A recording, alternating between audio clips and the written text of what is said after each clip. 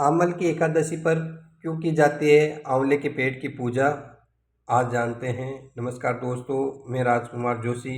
आज हम डिस्कस करेंगे आंवले के पेड़ के बारे में, जो हम एकादशी पर पूजा करते हैं।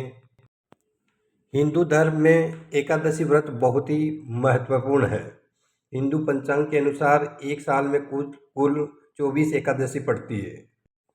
फाल्गुन मास में आने वाली एकादशी को आमल की एकादशी कहा जाता है। यह व्रत 27 फरवरी शुक्रवार को रखा जाएगा।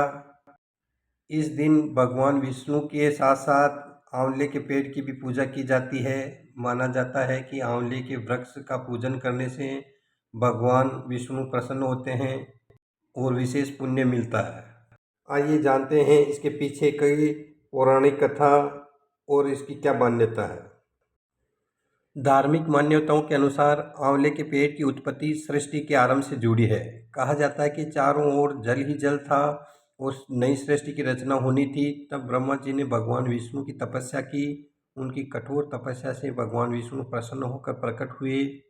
भगवान के दर्शन पाकर ब्रह्मा जी अत्यंत भावुक हो गए और उनकी आंखों से आंसू आ गए।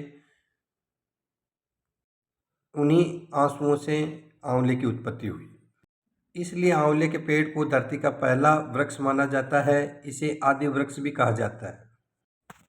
एक दूसरी कथा के अनुसार समुद्र मंथन के समय जो अमृत निकला था, उसकी कुछ बूंदें धरती पर गिरी थी। जहाँ जहाँ अमृत की बूंदें गिरी वहाँ आंवले के पेड़ उग गए। इसके औषधीय गुणों के कारण भी इसे अमृत फल भी कहा जाता है। आंवला हमारे स्वास्थ्य के लिए बहुत ही लाभकारी रहता है और बहुत ही गुणकारी होता है।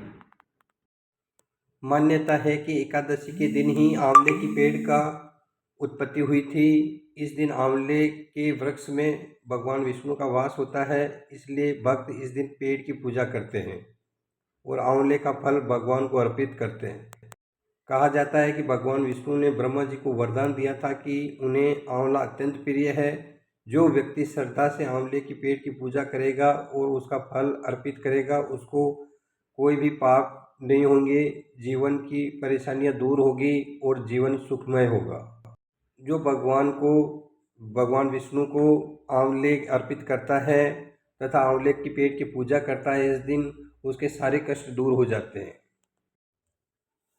आमल की एकादशी का व्रत करने से मनुष्य के सारे पाप नष्ट हो जाते हैं और जीवन में सुख शांति आती है।